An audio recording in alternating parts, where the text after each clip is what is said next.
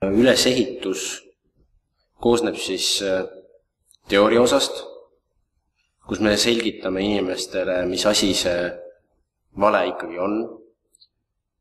Koosneb erinevatest näidisvideotest, kus on lisaks meile siis astub üles ka videopildi vahendusel üks andekamaid näitlejaid ja praktikas väga tugev valetaja.